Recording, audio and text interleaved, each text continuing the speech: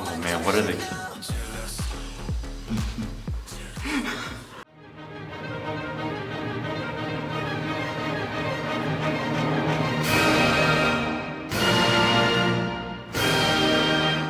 SF9 is a 9-member boy group that debuted under FNC Entertainment in 2016. But first, you'll be reacting to the intro track called Tell Me What It Is of their Burning Sensation 2017 album. Yayo participated in composing the song along with Kim Chang-yeon. The lyrics are about the pain that love brings and how the singer wants to erase their emotions and tune out the world. I already got stuff to say about that, but we will wait till the song is over.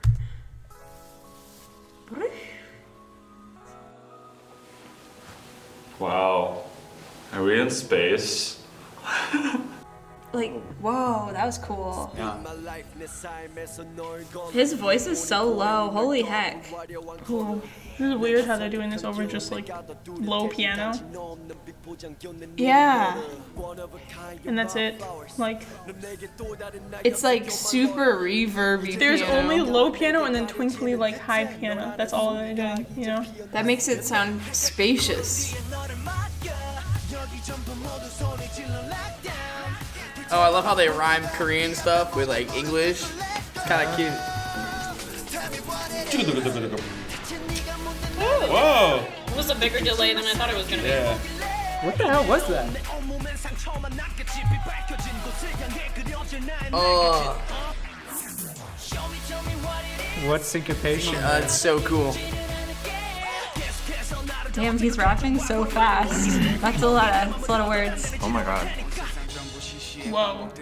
Complete change. And he has mood. that piano really adds like a kind of like wistfulness. Yeah. The rapping was also kind of displaced from the meter. Okay. What are you gonna do, damn it?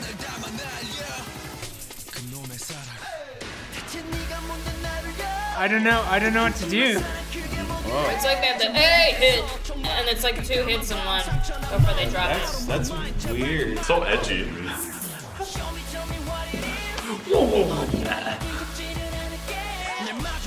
That's really cool how they use the synth to totally determine or well screw with you. What? Was that it? No. I want more. Come on. Shit. Oh. You didn't tell me what it is. You didn't do any of that. What? Tell me what it is. What? Yeah. That was really weird. It's really weird, but I liked it. I mean, I like the use of space was really cool. I like this, like the. Well, the expectation breaking was like intense. That is what he meant to. Yeah, that was the. That's the spasms. actual words. Yeah, behind that was the the articulation. sounds. No, but what's cool is like, especially in like this genre of music, like expectation breaking is like never a thing, and that's probably why it's like, well, it's also like it's well constructed, like it's just a good craftsmanship, but because you're so used to this music just being like, what do you expect? It's like, what? So that was cool. Good job, SF9. Whoa, that was surprisingly short. Why am I so surprised? Like, It kind of, because it just kind of ended. yeah. Like, There it wasn't cadenced. a bridge? It cadenced, but it was, yeah, I think it just kind of like, well, I don't know if it's that there wasn't a bridge or if it's just that there wasn't really a set definition of what the verse was in this, Yeah, because it kind okay. of just did something and then it did that little Then it break and came then went back. to the chorus and then did something else and then did the little break and then went to the chorus. And then, I don't know, maybe did something else? I don't even know. I don't know. It just That's was so weird. short. But my favorite was how they, like, transitioned into the chorus. Like, the first time it happened especially had me, like, totally shook. Because it was just totally rhythmically not what they were doing before. Because it started out pretty rhythmically, like, consistent. And then all of a sudden it, like, did this thing and then was in the chorus. And then the chorus was kind of rhythmically not... You know? You know what I'm saying? Yeah, that. Actually, about a year ago, Umu showed me the song and wanted me to dictate the rhythm and ask me if there was anything different with the meter. And it turns out, if you count very rigorously, it actually fits the meter perfectly. The second one, the show me what it is, the first show is on an off 8th note. But if you count it, it actually fits the meter perfectly, but it doesn't sound that way at all. Yeah, they're very loose with like the way they rap, because like most of it's like, it's primarily rap. Just the way they're like swinging around the beats. It's like it's borderline syncopation or on the beats, but rarely on the beats. But yeah, it's like going through each and one of the members, like they have a different coloring with instrumentation. Like the beats are very different. It's like the way they rise up, it's another set of instruments. Alright, so the next song that you'll be reacting to by them is their 2018 comeback called Now or Never. The song is composed by Daniel Kim and Al Swettenham. The concept of SF9's 2018 comeback album, Sensuous, is the awakening of a young man's inherent sexuality. Oh. The group describes the song Now or Never as dark pop, and it is about expressing love. Oh. Okay. What? Whoa. What sounds are those? That's so cute. What? It's like a video game. It's a cool effect though. Yeah. Woo! Oh! Oh, double time. Okay, it's faster than I thought. Harmonic minor. Oh, the space. Oh my god, they are so attractive. I love that sound. That's in a lot of music I like lately, so. Ah, yeah, there we go.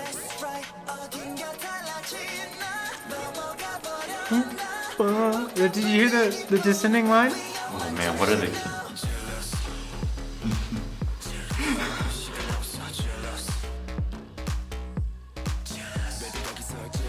What? I love all the whispering that is like under every vocal. It adds so much like depth and like thickness to the overall sound concept. It's so good. It fits the theme really, I think. Discovering your sexuality, getting edgy.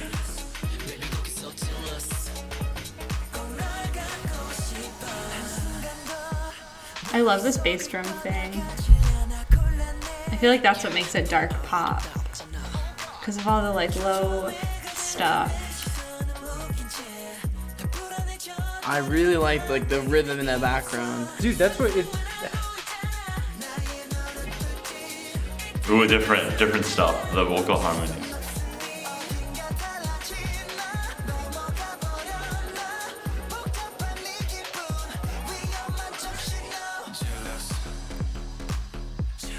Dude, that's so fucking satisfying. You're right. It's just Like, such holy a shit. wide sound. No, but like it's unique too. That's what's like what makes it gives you half the satisfaction. That guitar. They all seem to have like pretty deep timbres, even if their actual voice is higher pitched. They all have very like rounded voices. Yeah, rounded. So they're like sounds very good. Oh. Oh. Whoa. Oh! Ah! See, this guy's voice is a lot higher pitched, but it's still very like rounded and has like a deep. It's not thin. Like yeah. She thick. Oh, Michael Jackson vibes to the max. Woo! Yes. Damn, they can dance.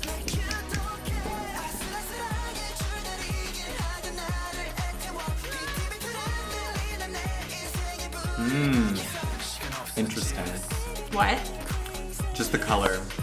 I'm like thinking too much about it probably, but I want to hear it. Yeah. When the song's over.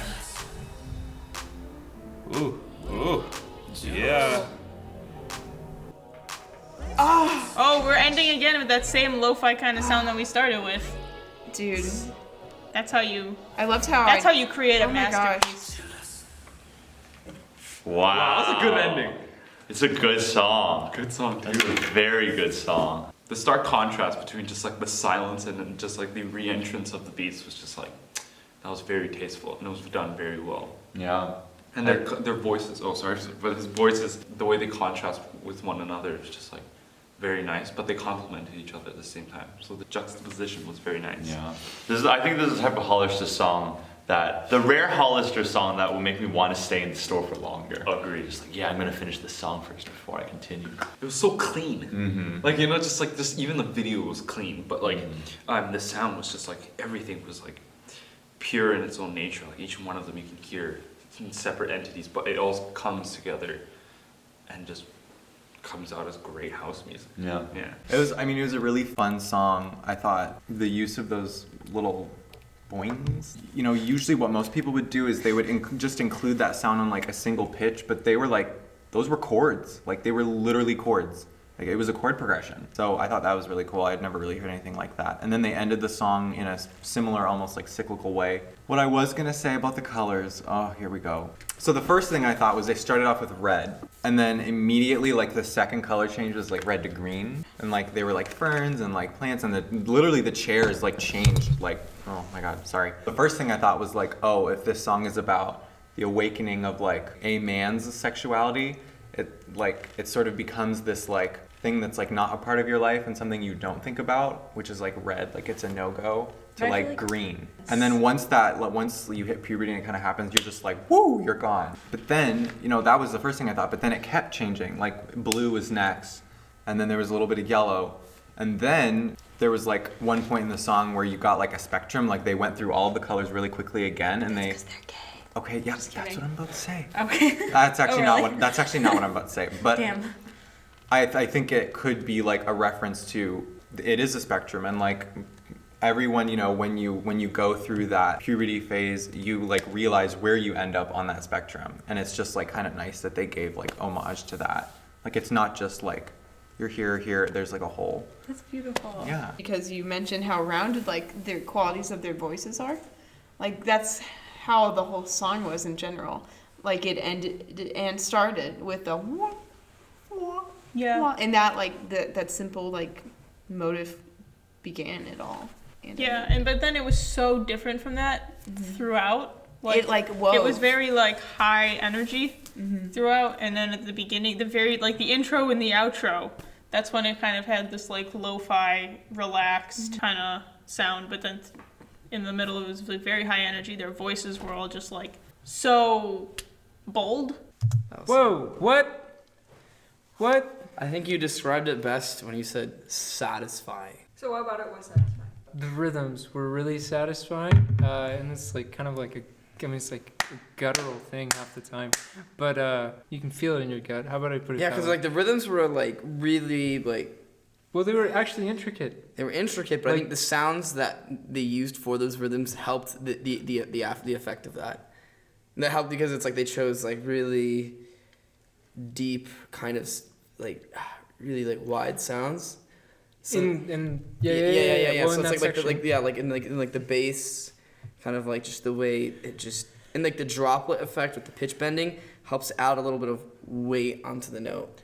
Like it feels wide, but at the same time it was like very precise. So it's like sometimes you get caught like with big stuff, it tends to like, I don't know, feel a little sluggish, but it felt very. Well, there's still a lot of forward motion. Well, what's interesting is like I don't listen to a lot of house music, something like that. But like what I think is special about this is like all of the textures are like super cohesive. At least what we've been like reacting to is things that are like, holy shit, he made, like, I don't know, world music with like rap and it's good, right? Like they just combine these two different things. But this was like its own entity and it was really effective. Oh, well, the other one was too short. And the main gimmick of that song is that weird drop that kind of just disorients you. But this song has time to really let us get used to the two worlds of the low bass drop and the highs and the bwah. And I also like how it messes with my ability to perceive what harmonies are going on because of the little chromatic little slides. Yeah. I like the first one better. Really? I like this one. I like this one better. The first one was just so hype. And like, I mean, this one was, I also really like this one and it was super hype, but like, the first one, I was just like, ooh, there's like another thing. Oh my god, another thing. Like, I feel like the fact that it changed so much, I was like, lots of things. And then this one's like more consistent, which is like maybe objectively better. Yeah. But it was very much like one focused like thing musically. I think it was a lot more coherent, a lot more musically mature, maybe. I don't know. They were very different. It's hard for me to compare songs that have music videos with songs that don't because my focus is in so many different places when there's a video. So, like, I loved the music video for this one, and I loved the way that it worked with the music and how they would change setting in the video rhythmically with the music.